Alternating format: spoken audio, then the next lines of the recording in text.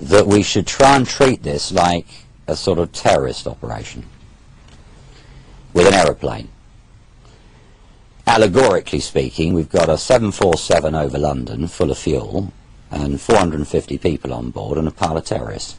And we've got to try and get the aeroplane down on the ground into the corner of the airfield. So you knew right away when you were told that important parts of your empire... That we've got a big problem. Yeah, not only that you had a problem, but that there was something wrong. It wasn't a question of business deals going wrong. Why was that?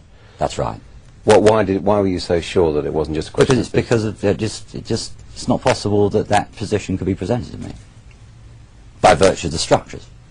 Well, by the way the companies have been trading, you couldn't... Trading, more importantly, the way the structures have been put in place, as far as the best of my knowledge and belief, vis-à-vis the trust and the companies underlying that trust, whether it's the Scottish companies, the Irish companies, the American companies, with the Australian companies, you know, the architectural control systems. It took a while for the authorities to take an interest in the sudden collapse of the Carroll Foundation. But then a sharp-eyed tax inspector in Essex, Tony Sims, spotted inconsistencies in the company's financial returns. The big break, and I say this allegorically because it really is, I suppose, the most momentous time of my life, is that you know, sitting on that raft in the middle of the Atlantic with the Titanic that's gone down with only a few bits on the water. I mean, who would actually believe me that actually A, there was a Titanic, and B, that actually it had gone down, and C, I'd been the captain. But anyway, be that as it may, the frigate pulls alongside, the old WAD ensign on the back. I'm sort of gulping for air and pretty exhausted.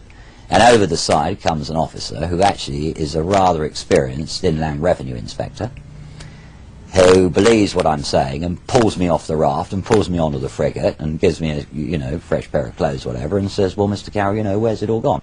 The Inland Revenue began an investigation, but it was hampered by a critical factor. Much of the documentation had vanished. The paper trail had gone cold.